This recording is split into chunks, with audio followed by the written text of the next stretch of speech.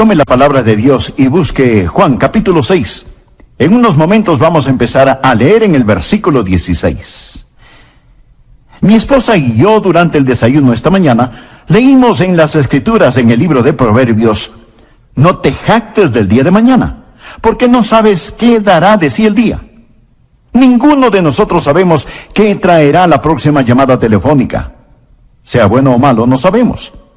Hay tormentas que vienen a nosotros. Bien, el Señor aquí realizaba su ministerio en Galilea, estaba con sus discípulos y se encontraban en una tormenta. Leeremos al respecto y luego vamos a aprender algunas lecciones maravillosas de cómo usted puede encontrar paz en medio de su tormenta, porque todos tenemos tormentas. Empezando en el versículo 16, Juan capítulo 6. Al anochecer, descendieron sus discípulos al mar, y entrando en una barca, iban cruzando el mar hacia Capernaum. Estaba ya oscuro, y Jesús no había venido a ellos. Y se levantaba el mar con gran viento que soplaba.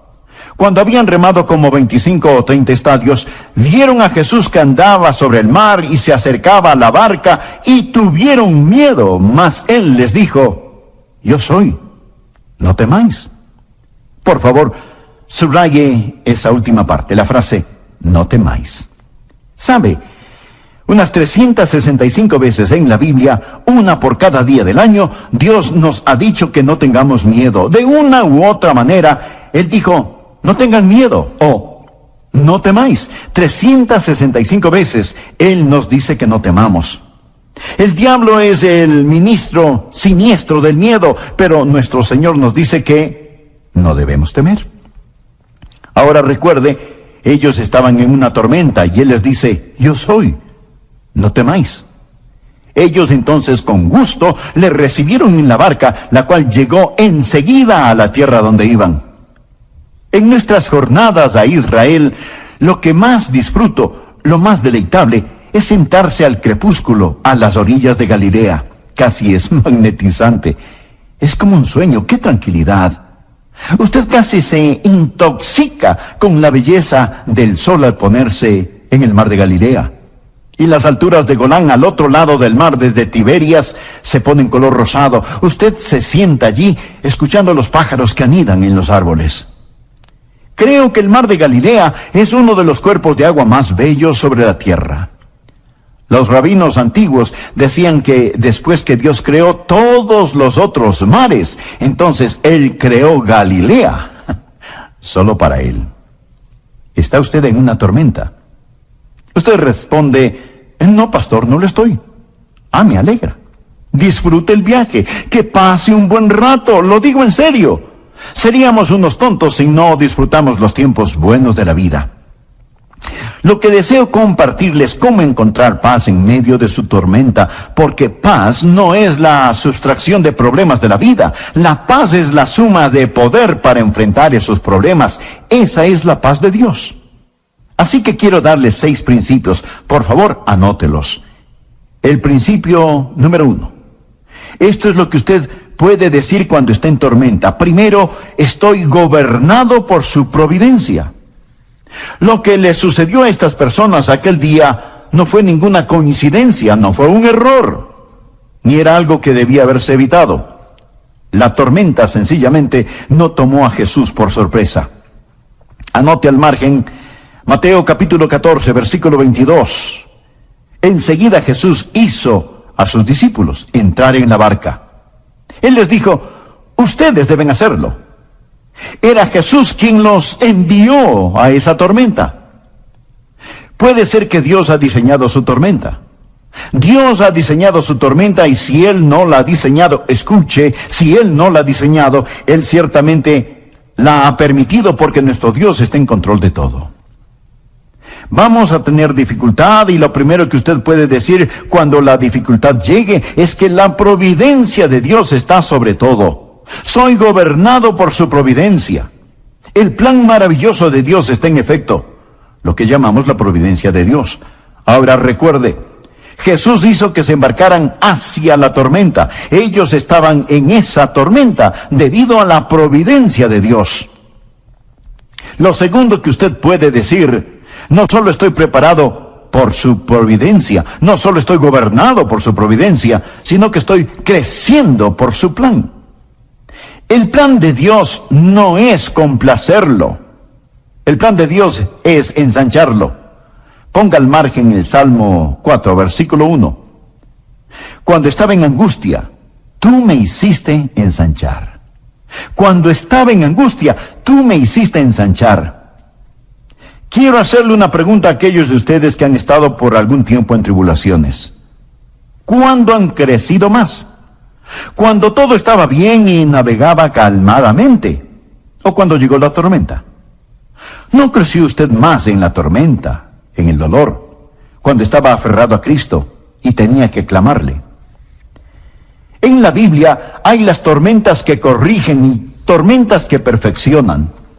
De hecho, Jonás, quien pasó la noche en un colchón acuático, estaba en una de esas tormentas correctoras. Es decir, él estaba en ella porque estaba fuera de la voluntad de Dios. Él huía de Dios y Dios envió una tormenta correctora. Mas hay también tormentas que perfeccionan. Estos discípulos no estaban fuera de la voluntad de Dios. ¿Por qué estaban en una tormenta? Porque, escuche, estaban en una tormenta porque estaban en la voluntad de Dios. Fue Jesús, nos relata Mateo, quien les hizo entrar en la barca. Estaban en esta tormenta porque obedecían a Jesús.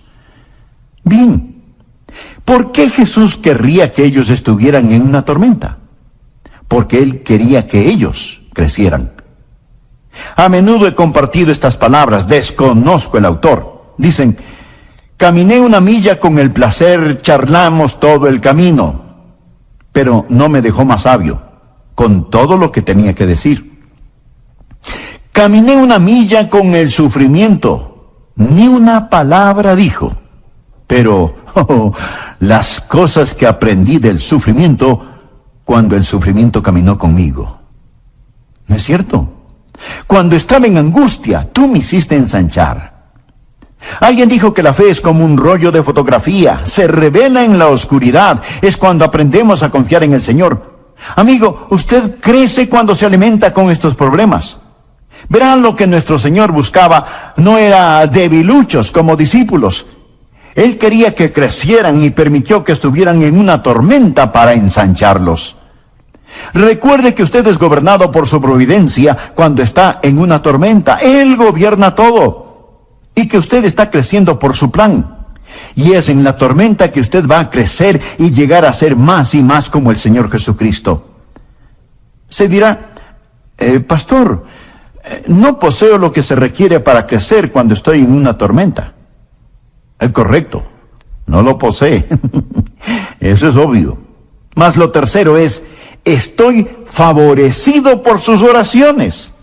Por favor, mire el versículo 17. Y entrando en una barca, iban cruzando el mar hacia Capernaum. Estaba ya oscuro y Jesús no había venido a ellos.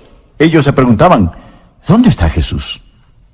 Ya había oscurecido y Él no había venido. ¿Por qué Él no había venido? Bien, Él hacía otra cosa. ¿Qué estaba haciendo? Jesús oraba. Él estaba en la cima de la montaña orando. Anote al margen Mateo 14, porque esta historia se relata de diversas formas en los diferentes evangelios. Y la Biblia dice en el versículo 23, despedida la multitud, subió al monte a orar aparte. Escuche, no piense que Él le desamparó solo porque no puede verlo cuando está en la tormenta. Él quizás no estará con usted en forma corporal, pero Él está muy consciente de usted. Amo esa canción que dice, así como su ojo mira al gorrión, sé que Él me mira. Permítame darle otro versículo tomado de los otros evangelios. Marcos capítulo 6, versículo 47. Y al venir la noche, la barca estaba en medio del mar y Él solo en tierra. Ahora presten atención, miren. Y viéndoles remar con gran fatiga, Jesús los estaba observando. ¿Sabía usted que Él lo ve ahora mismo? Usted dirá, Él no sabe dónde estoy. Él no está al tanto de esta dificultad. ¿Por qué está Él tan lejos? ¿Por qué estoy en la tormenta y Él está en la orilla? Amigo, Él está allí orando por usted. Él se apartó a un monte para orar. Él está allí en el monte mirando hacia abajo. Él ve a través de la oscuridad. Ellos no podían verlo, mas Él sí. ¿Y qué estaba haciendo? Él estaba orando. Desea un pensamiento bendito. Permítame compartírselo. Usted está en la lista de oración de Jesús. Usted está en la lista de oración de Jesús. No hay nada más consolador para mí que alguien me diga que está orando por mí. No solo favorecido por sus oraciones, sino también estoy animado por su presencia. Él vendrá. Mire, por favor, nuevamente, Juan 6, el versículo 20. Mas Él les dijo, yo soy. No temáis. Y en Mateo, Él les dice que tengan ánimo. Mateo 14, versículo 27. Pero enseguida Jesús les habló diciendo, tened ánimo, yo soy, no temáis. Puedo ver a estos discípulos con el sudor en su frente y sus rostros reflejando el temor. Sus manos ceñidas a los remos, fatigados con dolor de espalda, remando y remando. Pedro exclama, más fuerte que nos vamos a hundir. Y Tomás dice, no creo que vayamos a lograrlo, vamos a naufragar. Y entonces ellos ven a Jesús. Le pregunto, ¿por qué Cristo no llegó antes? ¿Por qué esperó? Él esperó allí por mucho tiempo. Si usted lee la historia, se dará cuenta que ellos estuvieron en alta mar durante 6 agonizantes horas, y aquí se encontraban en la hora más oscura de la noche. Mateo relata que Jesús llegó en la 4ª vigilia de la noche. Eso es entre las 3 y las 6 de la mañana, la hora más oscura. Durante 6 largas y agonizantes horas. Y pareciera que Él se había olvidado de ellos. No fue Jesús quien se había olvidado de ellos. Realmente fueron los discípulos quienes se habían olvidado de Jesús. ¿Sabe? Jesús acababa de realizar un milagro. Si usted lee la historia en el 6º capítulo de Juan, se dará cuenta que Jesús había alimentado a 5,000 personas. Note por favor el versículo 12. Y cuando se hubieron saciado, dijo a sus discípulos, recoged los pedazos que sobraron para que no se pierda nada. Recogieron pues y llenaron 12 cestas de pedazos. Bien, ¿por qué llenaron ellos 12 cestas? ¿Cuántos discípulos? 12 discípulos. Bien, Él les dijo, ahora recojan todo, recojan los pedazos que sobraron. Cada discípulo tenía una cesta de pan al lado de sus pies. En esa barca hay una cesta de pan. Él acababa de llevar a cabo un milagro y ahora ahí están ellos llenos de temor. Ellos pensaban, ¿por qué Jesús se ha olvidado de nosotros? Ellos se habían olvidado de lo que Pablo enseña en 1 de Tesalonicenses capítulo 5 versículo 18. Dad gracias en todo, porque esta es la voluntad de Dios para con vosotros en Cristo Jesús. Pero nuestro Señor esperó. ¿Por qué esperó? Bueno, su espera, su retraso antes de llegar a ellos fue estratégico y deliberado. Por favor, anote este versículo, Isaías capítulo 30, versículo 18. Por tanto, Jehová esperará para tener piedad de vosotros. ¿No es este un versículo maravilloso? Por tanto, Jehová esperará, no para ser cruel con usted, sino para tener piedad de vosotros y por tanto será exaltado. Dios está en el negocio de traer gloria para sí. Será exaltado teniendo de vosotros misericordia, porque Jehová es Dios justo. Eso significa discernimiento. Él no solo sabe lo que usted quiere, Él sabe lo que usted necesita. Y entonces dice, bienaventurados todos los que confían en Él. Dios espera. Usted necesita esperar. ¿Y sabe lo que Dios espera? Dios está esperando que usted espere en Él. Lo repito, Dios está esperando que usted espere en Él. Dios desarrolla paciencia. Dios nunca tiene prisa, ni nunca se atrasa. Habacuc 2, versículo 3 dice, aunque la visión tardará aún por un tiempo, más se apresura hacia el fin y no mentirá. Muchos esperamos el regreso de Jesús. La gente dice, ¿dónde está la promesa de su advenimiento? Porque desde el día en que los padres durmieron, todas las cosas permanecen así como desde el principio de la creación. Anótelo simple y llanamente. Él está por venir, Él viene. Y Él regresa en el tiempo perfecto de Dios, pero Él retorna. Nuestro Señor está por venir. Luego usted puede decir, en medio de su tormenta, estoy protegido por su poder. Note lo que Él dice en el versículo 20. Soy yo, no temáis. Yo no sé quién dijo esto, pero es tan verídico. La voluntad de Dios nunca le llevará donde la gracia de Dios no pueda mantenerlo. Eso es eternamente verdadero. Verá, enseguida Jesús hizo a sus discípulos entrar en la barca e ir adelante de él a la otra ribera. Usted leyó eso en la palabra de Dios. Él les dijo que cruzaran el mar, que no bucearan. Iban sobre el mar, no debajo del mar. Dios tiene un plan para usted. Jesús no dejó a sus discípulos en el desastre. Él les mandó que fueran a la otra ribera, y cuando Él vino a ellos, Él les dijo, yo soy, no temáis, yo soy, no temáis. Cuando Jesús usa las palabras, yo soy, ¿qué quiere decir Él con yo soy? Yo soy es el sagrado nombre para la deidad. Es ver a Jesús, el gran yo soy, y mirarlo caminar en el agua, puesto que lo que parecía estar por encima de su cabeza ya estaba bajo sus pies, bajo sus pies. Y usted está sentado en las alturas con Él, y no puede ahogarse con su cabeza fuera del agua. Y amigo, usted está sentado en las alturas con el Señor Jesucristo. Él es el gran yo soy, y puede anotarlo. Estoy protegido por su poder. Y lo último, anótelo. Usted puede decir, estoy siendo guiado por su propósito. Versículo 21. Ellos entonces con gusto le recibieron en la barca, la cual llegó enseguida a la tierra a donde iban. Dios no le ha prometido navegar calmadamente, mas sí le ha prometido un desembarque seguro. Llegaron enseguida a la tierra donde iban. Verá, su destino ya está determinado. Tiempo y espacio no son ningún impedimento para el Señor Jesucristo. Él lo llevará a la orilla. Andreas Murray hizo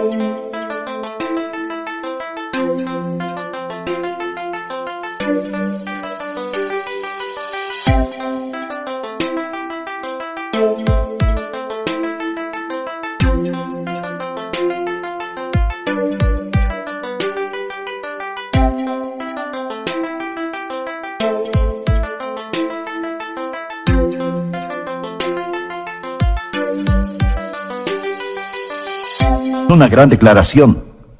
Dios está dispuesto a asumir toda la responsabilidad de la vida que totalmente está entregada a Él. Lo repito, Dios está dispuesto a asumir toda la responsabilidad de la vida que totalmente está entregada a Él.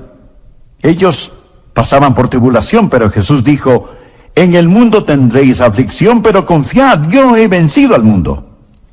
¿Lo ve? Esa tormenta sencillamente representa al mundo. ¿Dónde está Jesús?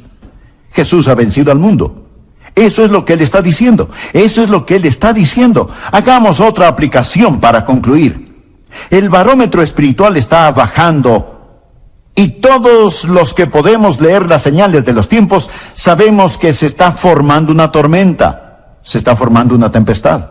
En ocasiones es más tranquilo antes de la tormenta. Lo aprendí en Florida. Cuando dicen que viene un huracán, usted sale afuera y dice, no, de ninguna manera, jamás, nunca. Sin embargo, el barómetro baja y sabe que viene. La Biblia nos lo dice. Pronto nuestro Señor, que ha estado en el monte de su gloria orando por nosotros, va a levantarse de su trono. Entonces caminará sobre el agua. Será como un juego de niños. Él descenderá caminando en las nubes. Él regresará en su gloria. Y nosotros, los que estamos aquí en el mar del tiempo, inmediatamente estaremos en las orillas de la eternidad. Hemos hablado de paz en medio de su tormenta. La Biblia habla de paz que sobrepasa todo entendimiento. No la puede obtener de las píldoras, no sale del contenido de una botella, ningún psicólogo o psiquiatra puede dársela. Hay una paz sobrenatural y la Biblia dice que Cristo es nuestra paz. Amigo, ¿conoce usted a Jesús? ¿Está completamente seguro que si usted muere hoy, iría directamente al cielo? Puede estar seguro, puede tener esa paz.